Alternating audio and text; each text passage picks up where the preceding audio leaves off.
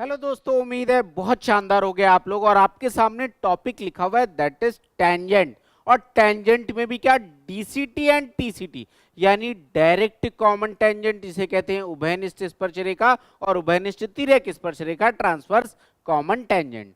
क्या होती है आपके सामने फिगर बना हुआ है। आज के सेशन में हम क्या क्या डिस्कस करने वाले हैं, डीसीटी की लेंथ कैसे निकालते हैं, टीसीटी की लेंथ कैसे निकालते हैं, और बहुत बारीकी कितनी टेंजेंट लाइन होंगी इस पे भी क्वेश्चन पूछे गए हैं। तो पहले पूरे कंसेप्ट को समझेंगे, इनके क्वेश्चंस को करेंगे जो प्रीवियस ईयर में आए हुए हैं, ताकि आपको पूरा एक कंसेप्ट डिटेल में आ जाए। क्योंकि रिसेंटली अगर आप रिसेंट के पेपर उठा के देखोगे तो भैया एक क्वेश्चन यहां से एग्जामिनेशन में आता ही आता है, यानी एक बड़ा छोटा सा लेकिन बेहद इंपॉर्टेंट आपका ये कंसेप्ट है। तो डिटेल में देखते हैं। अब देख लो, एक एक चीज को हम बहुत डिटेल में आपके साथ डिस्कस करेंगे।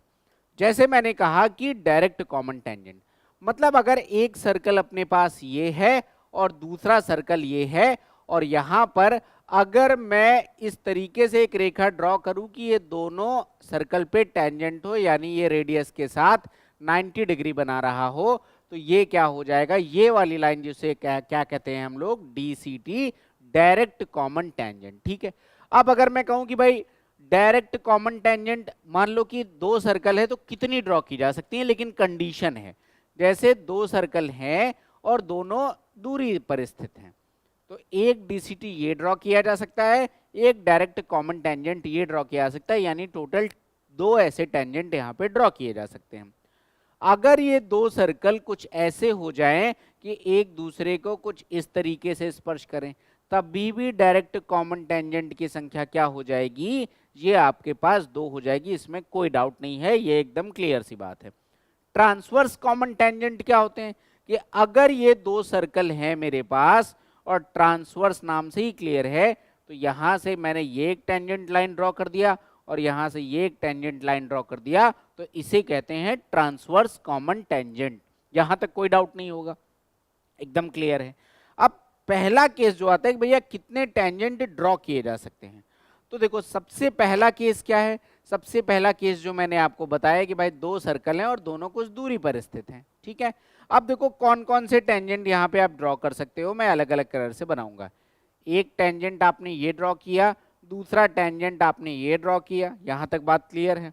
इसके सिवा अगर मैं कहूं तो आप देखो एक टेंजेंट आप ये ड्रॉ कर सकते हो और ये एक टेंजेंट आप ये ड्रॉ कर सकते हो, यानी टोटल कितने टेंजेंट यहाँ पे ड्रॉ हो जाएंगे, तो टोटल टेंजेंट यहाँ पर 4 ड्रॉ किए जा सकते हैं। इसमें कोई डाउट नहीं होगा, ऐसे क्वेश्चन स्टेटमेंट के फॉर्म में कई बारी आपके एग्जामिनेशन में पूछे गए हैं, तो ये बात एकदम क्लियर है। अब मैंने कहा दोस्त ये दूरियों को थोड़ा सा पास लेके आते हैं, नजदीकियों में बदलते हैं, और मैंने कुछ इस तरीके से बना दिया। अब आप कितने टेंजेंट यहाँ पे ड्रॉ कर पाओगे, जरा ध्यान से देखिएगा। तो एक टेंजेंट लाइन तो आप ये ड्रॉ कर पाओगे, दूसरी टेंजेंट लाइन आप ये ड्रॉ कर पाओगे, और तीसरी टेंजेंट लाइन आप ये ड्रॉ कर पाओगे, क्योंकि दोनों को टच करते हुए बीच से भी एक रेखा जाएगी। यानी यहां पर अगर मैं टेंजेंट लाइन की संख्या देखूं तो वो कितनी हो गई, 3 हो गई। यहां तक कोई डाउट नहीं होगा, एकदम क्लियर है। अब मैं आता हूं अगले केस में। देखो अब पहले दूर थे फिर पास आए, अब और थोड़ा सा पास नजदीकियां बढ़ाते हैं, और अगर यहां पर एक ये केस हो गया, मतलब दोनों सर्कल एक दूसरे को इंटरसेक्ट कर रहे हैं, अब टेंजेंट लाइंस कितनी होंगी, तो ये क्या आ जाएगा, एक टेंजेंट लाइन ये होगी और एक टेंजेंट लाइन ये होगी, तो यहां पर क्या आ जाएगा, यहां पर टेंजेंट लाइंस की संख्या 2 हो जाएगी।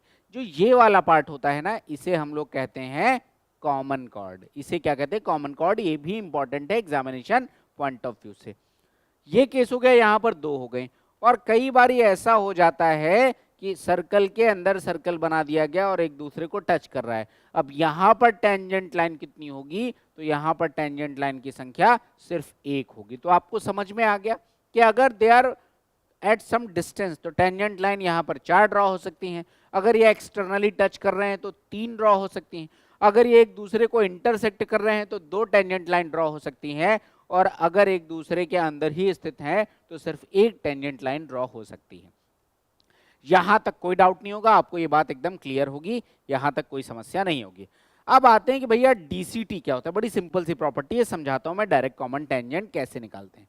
देखो दोस्त, एक सर्कल अपने पास ये रहा, ठीक है, और दूसरा सर्कल मैंने इससे कुछ दूरी पर क्या बना लिया, ये बना लिया। यहां तक बात क्लियर है। अब मैंने ये कहा कि दोनों के थोड़ा सा मैं बड़ा सर्कल इसको बनाऊंगा ताकि आपको ज़्यादा बेहतर तरीके से क्लियर हो। तो मैंने इस बार थोड़ा सा इस सर्कल को क्या कर लिया है, बड़ा कर लिया है, तो ज़्यादा बेहतर आपको समझ में आएगा। ये दो सर्कल हैं अपने पास, ठीक है, और ये दो सर्कल एक दूसरे से मान लो कि d दूरी पर स्थित हैं, एक दूसरे से d दूरी पर स्थित हैं।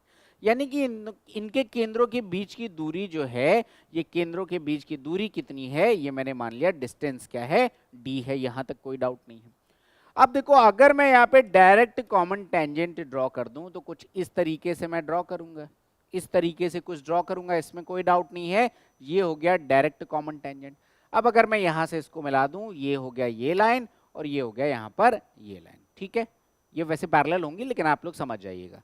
अब आपको बताना है कि भैया ये जो डायरेक्ट कॉमन टेंजेंट है इसकी लेंथ कितनी होगी, ये जो DCT है इसकी लेंथ कितनी होगी। तो आप देखो इसको निकालने के लिए क्या करेंगे, सबसे पहले अगर इस वाले सर्कल के रेडियस को मैंने मान लिया R1, इस वाले के रेडियस को मैंने कितना मान लिया, R2 मान लिया।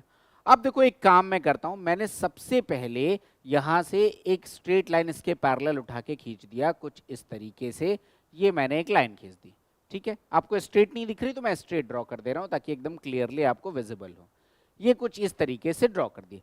अब देखो दोस्त अगर ये D है तो ये भी कितना आ जाएगा, D आ जाएगा, मैंने तो एकदम एकदम इसके पैरेलल लाइन खींच दिया है। और देखो ये टोटल R2 है, इसका मतलब ये दूरी कितनी आ जाएगी, ये दूरी भी R2 आ जाएगी। तो अगर मैं कहूं कि ये वाली दूरी कितनी हो जाएगी तो आपको क्लियरली दिख रहा होगा भैया टोटल ये जो इसका रेडियस था वो टोटल रेडियस कितना था आपके पास, टोटल रेडियस जो था दैट वाज R1, ये दूरी R2 है तो ये दूरी कितनी आ जाएगी R1 माइनस में R2। भैया टोटल R1 है, ये R2 है, तो बचा कितना R1 माइनस R2, यहां तक कोई डाउट नहीं है। और आपको पता है कि रेडियस और टेंजेंट के बीच में हमेशा 90 डिग्री का रिलेशन होता है। क्यों होता है रिलेशन, टेंजेंट ड्रॉ करने का तरीका यही होता है। मान लो कि मुझे इस पॉइंट पर टेंजेंट ड्रॉ करना है तो मैंने रेडियस में लाया, इस पर ऐसे ये आर्क काटा, ये पहले 60 काटा फिर 120, फिर दोनों के बीच से काट के 90 डिग्री ऐसे उठा के मिला दिया, ऐसे ही ड्रॉ ही किया जाता है। तो रेडियस और टेंजेंट के बीच का एंगल कितना है, 90 डिग्री। तो अब देखो दोस्त मुझे ये पता हो गया कि ये कितना है 90 डिग्री, यहां तक बात क्लियर है। मैं जरा इस वाले ट्राइंगल को थोड़ा सा हाईलाइट कर दे रहा हूं कि अब मैं सिर्फ इस वाले ट्राइंगल पे फोकस कर रहा हूं, सिर्फ मैं इस वाले ट्राइंगल पे फोकस कर रहा हूं। और जब आप इस ट्राइंगल में देखोगे तो भैया ये 90 डिग्री है तो मैं पाइथागोरस लगाता हूं, तो 90 के सामने वाली हाइपोटेन्यूज होती है विच इज डी, तो मैंने क्या लिखा d square is equal to, अब देख लो इसका स्क्वायर प्लस में इसका स्क्वायर, DCT को मैंने क्या मान लिया, मान लो कि थोड़ी देर के लिए मैंने L मान लिया, थोड़ी देर के लिए लिखने के लिए तो मैंने L मान लिया। तो ये कितना आ जाएगा बाय परपेंडिकुलर स्क्वायर और base square, that means L square plus में, और ये देखो R1 माइनस R2 का whole square, R1 minus R2 का होल स्क्वायर, यही तो बन जाएगा, यहां तक कोई डाउट नहीं है। लेकिन आपको तो DCT की लेंथ चाहिए यानी L स्क्वायर चाहिए, तो अगर मैं यहां से L स्क्वायर की वैल्यू लिखूंगा तो ये बन जाएगा D स्क्वायर माइनस, और ये आ जाएगा R1 माइनस R2 का होल स्क्वायर। और यहां से अगर आप L की वैल्यू देखोगे which is nothing but direct common tangent, तो ये किसके बराबर आ जाएगा, अंडर रूट के अंदर D स्क्वायर माइनस और R1 माइनस R2 का होल स्क्वायर, यही होता है आपका डायरेक्ट कॉमन टेंजेंट का फॉर्मूला। आई होप कोई डाउट आपको नहीं होगा। डायरेक्ट क्वेश्चन आते हैं एग्जामिनेशन में तो अब से आपको किसी तरह की कोई दिक्कत इस प्रश्न में नहीं होगी। कहां से बनता है वो सारी चीजें भी मैंने आपको यहां तक बात क्लियर है। अब देखो जरा मैं अपना नेक्स्ट पार्ट देखता हूं, that is transverse common tangent. अब ट्रांसवर्स कॉमन टेंजेंट क्या है, देखो सबसे पहले मैंने एक सर्कल कुछ इस तरीके से ले लिया, यहां तक कोई डाउट नहीं है, और एक दूसरा सर्कल मैंने ऐसा कुछ अलग साइज का यहां पर ले लिया, ठीक है। इनके केंद्रों के बीच की दूरी कितनी है, d, यानी कि यहां से यहां मैंने मिला दिया, और ये जो दूरी है ये कितनी है अपने पास d, ऐसा मुझे कह रखा है। अब देख लो यहां पर मैंने क्या किया, यहां पर एक सबसे पहले ट्रांसवर्स कॉमन टेंजेंट ड्रॉ किया, तो मतलब कुछ इस तरीके से मैंने एक TCT ड्रॉ कर दिया। इसको मिला दिया, ये एंगल कितना है 90 डिग्री, इसको मिला दिया, ये एंगल कितना है 90 डिग्री। अब देखो मैंने एक काम किया बड़ा सिंपल था कि इस पॉइंट से इस वाली लाइन के पैरेलल एक लाइन खींची, तो ये कुछ ऐसे जा रही होगी, बोलो हाँ या ना। इस वाले पॉइंट से मैंने इस TCT के पैरेलल एक लाइन खींची और इसको उठाकर मैंने यहाँ पर पीछे ऐसे मिला दिया। ये किसी पॉइंट पर कट कर रहे हैं, यहां तक कोई डाउट नहीं होगा। ये किसी पॉइंट पर कट कर रहे हैं। अब जरा ध्यान से देखना, अब बहुत ध्यान से देखिएगा भैया। अब मैंने पैरेलल लाइन जब ड्रॉ किया तो मैं ये बात तो तय ही है कि ये एंगल कितना आ जाएगा, ये वाला एंगल आपके पास आ जाएगा 90 डिग्री, इसमें कोई डाउट नहीं है, यहां तक एकदम क्लियर है। अब जरा मेरी बात बहुत ध्यान से सुनना, ये अब जब आप देख रहे हो कि आप इसके पैरेलल ड्रॉ कर रहे हो 90 डिग्री है, तो मैं एक बात कह सकता हूं कि अगर इसका रेडियस r1 है तो ये दूरी भी कितनी आ जाएगी, r1 आ जाएगी। यानी यहां से यहां तक की दूरी कितनी आ गई आपके पास, r1। ये वाला सर्कल जो छोटू सर्कल है, इसका रेडियस मैंने कितना मान लिया, r2, तो ये दूरी कितनी आ जाएगी, r2। यहां तक कोई डाउट नहीं है, यहां तक एकदम क्लियर है, पक्का। और देखो ये जो TCT है, ये जो TCT है इसको मैं मान लो कि T से डिनोट कर रहा हूं, तो ये जो TCT है वो इसके बराबर आ जाएगी, यानी कि ये भी TCT के ही बराबर आ जाएगी, और इसकी वैल्यू भी कितनी आ जाएगी, T आ जाएगी। ये TCT है नहीं, बस आपको समझाने के लिए इसको TCT लिख रहा हूं कि ये भी T के बराबर आ जाएगी। अब आपके पास एक ट्राइंगल बन गया। कौन सा ट्राइंगल बना जरा देखिएगा, मैं अलग से हाईलाइट कर रहा हूं इसको येलो कलर से, वो बन गया ये वाला ट्राइंगल। ये वाला ट्राइंगल आपके पास फॉर्म हो गया, और क्वेश्चन भी आपका ये प्रूफ भी हो गया। बहुत सिंपल सा प्रूफ है, इसमें कुछ ऐसा रॉकेट साइंस वाली बात है नहीं। ये यहाँ पर इस वाले ट्राइंगल में अब आपको पाइथागोरस लगानी है। आपको पता है दोस्त ये कितना है, 90 डिग्री। तो अब आपको पता है डी का स्क्वायर, 90 के सामने हाइपोटेन्यूज होता है विच इज डी, तो ये आ जाएगा D square is equal to, एक परपेंडिकुलर हो जाएगा, एक बेस हो जाएगा। तो ये वाली भुजा मैंने किसके बराबर मानी है, टी के, तो ये वैल्यू आ जाएगी टी स्क्वायर, और उसके बाद प्लस में, और देखो ये दूरी यहां से लेकर यहां तक की दूरी ये r1 है। क्यों r1 है, क्योंकि इसके बराबर है, ये भी r1 था, और ये इसकी रेडियस r2 है। तो टोटल दूरी कितनी आ जाएगी, r1 प्लस r2, कोई डाउट नहीं होगा। तो ये बन जाएगा r1 प्लस में r2 का होल स्क्वायर, यहां तक कोई डाउट नहीं होगा। आपको क्या चाहिए, टी की लेंथ चाहिए, यानी T square is equal to बन जाएगा डी स्क्वायर और माइनस में r1 प्लस r2 का होल स्क्वायर, और यहां से टी की वैल्यू कितनी आ जाएगी, अंडर रूट के अंदर D square minus r1 plus r2 का होल स्क्वायर। तो अगर आप दोनों फॉर्मूलों में कंफ्यूजन है तो बस इतना याद रखना कि ट्रांसवर्स में रेडियस ऐड होते हैं और कॉमन में रेडियस सब्सट्रैक्ट होते हैं। मतलब मैं जब डायरेक्ट कॉमन टेंजेंट कैलकुलेट करता हूं तो यहां पर r1 माइनस r2 का होल स्क्वायर होता है, और जब मैं ट्रांसवर्स कॉमन टेंजेंट कैलकुलेट करता हूं तो यहां पर r1 प्लस r2 का होल स्क्वायर होता है। बस इतना ही है, बाकी जो फॉर्मूले हैं वो सब इसके डेरिवेटिव हैं, तो उसमें कुछ ऐसा डिफिकल्टी नहीं है। अब हम डायरेक्ट क्वेश्चन के माध्यम से चीजें बहुत बेहतर तरीके से समझेंगे। अब देखो आपके सामने क्वेश्चन CGL 2018 का है। क्या कह रहे हैं साहब, एक वृत्त के बाहर एक बिंदु से PAB एक सेकंड लाइन है, PT वृत्त पर स्पर्श रेखा है, PT बराबर 5। अच्छा ये क्वेश्चन तो प्रॉपर इस टॉपिक का नहीं है, तो मैं इस क्वेश्चन को तो PA इंटू PB बराबर PT स्क्वायर है, ये आपके पास ये रहा क्वेश्चन। अब देखो क्या कह रहा है, यदि दो वृत्तों की उभयनिष्ठ वाह्य स्पर्श रेखा की लंबाई 9 है, एक उभयनिष्ठ आंतरिक स्पर्श रेखा की लंबाई 5 है, तो दोनों वृत्तों की त्रिज्याओं का गुणनफल बताना है। बहुत प्यारा क्वेश्चन है। अब जहां पर एक बात समझ लो, जब आपसे कहा जा रहा है वाह्य उभयनिष्ठ स्पर्श रेखा, तो उसको हम लोग क्या कहते हैं, ये वाला जो पार्ट है इसे हम लोग क्या कहेंगे, डायरेक्ट कॉमन टेंजेंट। ये किसके बराबर आ जाएगी, DCT के बराबर आ जाएगी, और जो आपको आंतरिक कह रहा है दिस विल बी TCT, ये ट्रांसवर्स कॉमन टेंजेंट आ जाएगी। यहां तक कोई डाउट आपको नहीं होना चाहिए, एकदम क्लियर। अब जरा देखो क्वेश्चन मैं बनाता हूं, मुझे फिगर बनाने की जरूरत नहीं है, तो मैं डायरेक्ट यहां पर क्वेश्चन सॉल्व करता हूं।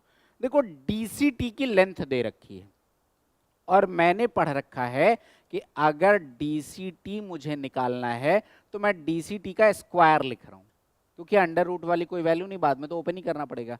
DCT का स्क्वायर ये बराबर किसके होता है, तो दोनों के सेंटर के बीच का distance which is D square, minus में r1 माइनस r2 का होल स्क्वायर। बोलो हाँ या ना, इसमें कोई डाउट नहीं है। अब देखो दोस्त, यहां से DCT की लेंथ मुझे दे रखी है क्वेश्चन में, कितनी दे रखी है, 9, तो ये वैल्यू कितनी बन जाएगी, ये वैल्यू बन जाएगी 81। अब मैं यहां से ये लिख सकता हूं कि ये वैल्यू कितनी बन जाएगी, 81 is equal to D square minus r1 minus r2 का होल स्क्वायर। कोई डाउट नहीं है।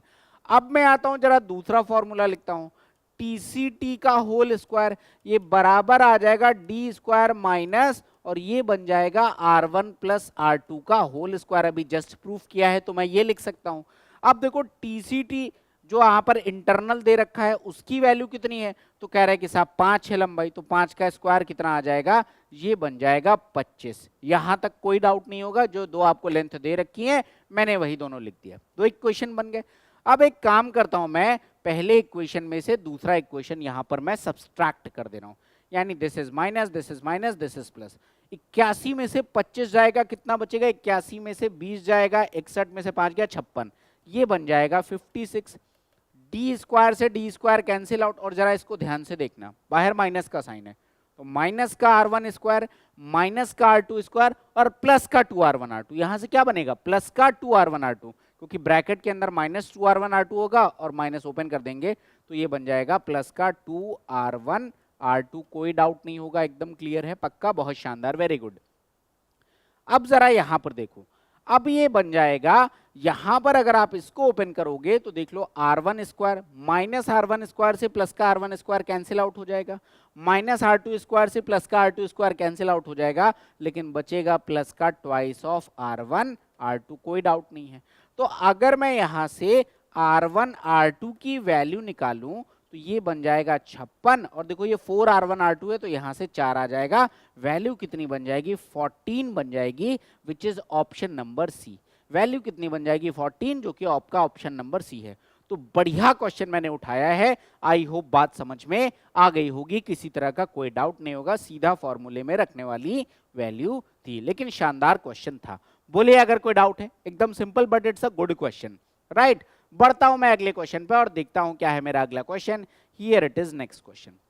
अब आपसे कहा जा रहा है साहब, एक्सटर्नली टच करने वाले दो सर्कल के जो डायरेक्ट कॉमन टेंजेंट है PQ, इसकी लंबाई 16 सेंटीमीटर है, बड़े वृत्त की त्रिज्या 20 सेंटीमीटर है, तो छोटे वृत्त की त्रिज्या, अगर दो वृत्त एक दूसरे को एक्सटर्नली टच करेंगे तो D बराबर R1 प्लस R2 होता है। क्या कह रहा हूं, इस बात को आपको एक्सप्लेन कर दे रहा हूं ताकि कोई डाउट इसमें ना रह जाए। मैंने ये कहा दोस्त कि अगर, जैसे ये मैंने प्रूफ किया, अब मैं ये कह रहा हूं कि अगर दो सर्कल एक दूसरे को एक्सटर्नली टच करें, एक सर्कल ये है और एक सर्कल ये है, अब अगर ये एक्सटर्नली टच करेंगे तो ये जो D आएगी इसका R1 है और ये क्या आ जाएगा R2। अब चाहे तो यहीं से आप एक फॉर्मूला बना लो, जिसको करने की जरूरत है नहीं, बनाए गए हैं फॉर्मूले, लेकिन अल्टीमेटली देखो बनता क्या है, यहीं से बनता है, D बराबर R1 प्लस R2 है, तो मैं प्रूफ कर दे रहा हूं। देखो L बराबर L स्क्वायर बराबर किसके आ जाएगा, ये बन जाएगा R1 प्लस R2 का होल स्क्वायर, और माइनस में R1 माइनस R2 का होल स्क्वायर। ये वैल्यू किसके बराबर बनेगी, ये वैल्यू बनेगी 4R1 R2 के, मैं लिख दे रहा हूं फिलहाल, देख लो ये क्या बनेगा, R1 स्क्वायर प्लस में R2 स्क्वायर प्लस में 2R1 R2 minus R1 square minus R2 square, और ये बन जाएगा आपके पास प्लस में 2R1 R2। अब आपका ये वैल्यू और ये वैल्यू तो कट जाएगी, L स्क्वायर बराबर आ जाएगा 4R1 R2। यहां से अगर आप L की वैल्यू निकालोगे तो 2 अंडर रूट R1 R2 बनेगा। यही आपको शॉर्टकट के फॉर्म में लिख दिया जाता है कि यहां पर L की वैल्यू कितनी आ जाएगी, अगर एक्सटर्नली टच कर रहे हैं तो L is equal to 2 under root R1 R2। अब देखो ये जो क्वेश्चन है ये इसी वैल्यू से आ जाएगा कि आपको डायरेक्ट कॉमन टेंजेंट की वैल्यू पता है, दैट इज 16, ये बराबर आ जाएगा 2 अंडर रूट के अंदर R1 R2, और R1 कितना है 20 और R2 अपने को फाइंड आउट करना है, ये कितना आ जाएगा 8, तो 64 इज इक्वल टू 20 इंटू में R2, तो R2 बराबर आ जाएगा 64 बटे में 20, ये कितना आ जाएगा, ये 20 3 60 20 2 40, 3.2 is the correct answer, option number A is the correct answer.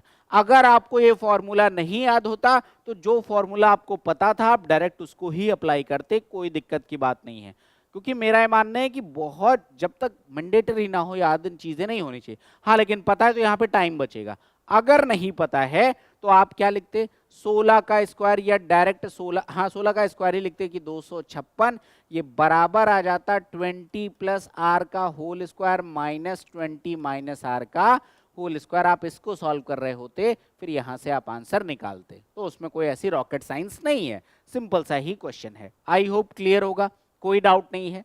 अगला क्वेश्चन देखता हूं, here it is next question. अब कह रहे हैं दो सर्कल जिनके रेडियस 12 एंड 8 सेंटीमीटर है, आपको R1 पता है, एक दूसरे को एक्सटर्नली टच करते हैं। इन वृत्तों पर उभयनिष्ठ स्पर्श रेखा खींची जाती है जो वृत्तों को M और N पर स्पर्श करती है। MN की लंबाई बताओ। अब देखो डायरेक्ट क्वेश्चन है, एक दूसरे को एक्सटर्नली टच कर रहे हैं, तो अगर आपको फॉर्मूला पता है तो कोई टेंशन नहीं है कि DCT जो होता है अगर एक्सटर्नली टच कर रहे हैं तो 2 under root R1 R2 which is 12 into में 8। 12 इंटू 8 का मतलब 2 इंटू 2 इंटू 3, ये बन गया 12, और 8 का मतलब 2 इंटू 2 इंटू 2। यहां से 2 यहां से बाहर आ गया, 2 यहां से बाहर आ गया, मतलब 2 इंटू 2 इंटू 2 यहां पे आ गया, अंडर रूट के अंदर 6, तो 8 अंडर रूट 6 आपका आंसर आ गया, क्विक आंसर। तो आपको कई बारी प्रॉपर्टीज जब पता होती हैं तो आपका समय बच जाता है। डायरेक्ट मैंने यहाँ पे आंसर निकाल लिया, पूरा प्रूफ अपने को नहीं लगाना पड़ा। प्रूफ पता होने का यही फायदा होता है, कोई डाउट नहीं होगा, एकदम क्लियर है, बहुत शानदार। अगले क्वेश्चन पे बढ़ता हूं, here it is next question. केंद्र P और Q वाले दो वृत्तों की त्रिज्याएं 7 सेंटीमीटर और 3 सेंटीमीटर है। बिंदु A, जो बिंदु A पर एक दूसरे को वाह्यता स्पर्श करते हैं, BC एक उभयनिष्ठ स्पर्श रेखा है, निकाल लोगे। सेम क्वेश्चन है, कुछ भी अलग नहीं। इस पे जब भी क्वेश्चन आएंगे डायरेक्ट ही आएंगे क्वेश्चन, आपको बेसिक पता है तो खट से हो जाएंगे क्वेश्चन। जो अच्छे क्वेश्चन थे शुरुआत वाले मैंने आपको करा दिए हैं। प्रत्येक 2.5 सेंटीमीटर रेडियस वाले दो वृत्तों के केंद्रों के बीच की दूरी 13 सेंटीमीटर है। आपको ट्रांसवर्स कॉमन टेंजेंट की आपको लेंथ बतानी है। कैसे निकालेंगे, मुझे फिगर बनाने की जरूरत नहीं है, मैंने पढ़ रखा है भैया कि TCT, मैंने यहां पर क्या पढ़ रखा है, ट्रांसवर्स कॉमन टेंजेंट TCT, ये बराबर आ जाएगा अंडर रूट के अंदर सबसे पहले दोनों के केंद्रों के बीच की दूरी विच इज 13, तो ये आ जाएगा 169, 13 का स्क्वायर माइनस में R1 प्लस R2 का होल स्क्वायर। क्वेश्चन कह रहा है कि दो सर्कल है लेकिन दोनों का रेडियस 2.5 है, तो R1 प्लस R2 कितना आ जाएगा, 5 आ जाएगा, तो ये आ जाएगा आपके पास 5 का होल स्क्वायर। तो ये 13 स्क्वायर माइनस 5 स्क्वायर, वैसे भी 5 12 13 ट्रिपलेट होते हैं, तो यहां से आप देखोगे तो अगर ये घटाओगे भी तो 144 बनेगा, तो यहां से TCT की लेंथ कितनी आ जाएगी, वो 12 आ जाएगी, और यही आपके इस क्वेश्चन का आंसर है। Option number B is the correct answer of this question, कोई डाउट आपको इसमें नहीं होना चाहिए। And now the last part of this session, here it is next question. अब आपसे कह रहे हैं कि 4 सेंटीमीटर की दो बराबर त्रिज्याओं वाले केंद्रों के बीच की दूरी 17 सेंटीमीटर है। अनुप्रस्थ स्पर्श रेखा की लंबाई, कुछ नहीं करना, TCT की लेंथ निकालनी है। अंडर रूट के अंदर D square which is 289 minus में दोनों का जो रेडियस है वो 4 है, तो 4 प्लस 4 8 आ जाएगा, तो ये आ जाएगा 64। ये वैल्यू बनेगी 225, यानी कि TCT कितना आ जाएगा, 15 आ जाएगा। Option number A is the correct answer. I hope it is absolutely loud and clear. तो आपको सारे केसेस समझ में आ गए होंगे कि क्या होता है टेंजेंट लाइन, कितनी टेंजेंट लाइन अलग अलग केसेस में ड्रॉ किया जा सकता है, ये भी क्लियर है। डायरेक्ट कॉमन टेंजेंट क्या होता है, ट्रांसवर्स कॉमन टेंजेंट क्या होता है, दोनों की लेंथ कैसे कैलकुलेट करते हैं, अगर एक्सटर्नली टच कर रहे हैं तब क्या शॉर्टकट होता है, अगर एक्सटर्नली नहीं टच कर रहे हैं तब क्या फॉर्मूला होता है, वो सारी चीजें मैंने आपको एक्सप्लेन कर दिया है। तो आई होप समझ में आ गया होगा। एक छोटा सा वीडियो लेकिन बड़ा काम का वीडियो, एक क्वेश्चन अक्सर आपको एग्जामिनेशन में दे देता है। आई होप बात क्लियर हो गई होगी। अगर आपको लगता है कि कोई ऐसा टॉपिक जिसको कवर किया जाना चाहिए तो do let me know in comment section, मैं अपने नेक्स्ट वीडियो में उस टॉपिक पर डिटेल्ड वीडियो लेके आऊंगा। अगर आपको लगता है कि साहब कोई क्वेश्चन है जो आपसे फंस रहा है तो आप हमें कमेंट सेक्शन में दे सकते हैं। मैं अपनी शॉर्ट सीरीज में जो मैथमेटिक्स के शॉर्ट्स आ रहे हैं वहां पर उन पे डिटेल्ड वीडियो, क्योंकि 2-2.5 मिनट में हम डिटेल्ड डिस्कशन कर सकते हैं, वो लेके आएंगे। तो मिलते हैं नेक्स्ट वीडियो में एक बेहतर कंसेप्ट के साथ। Thank you, bye bye and good night. Thank you.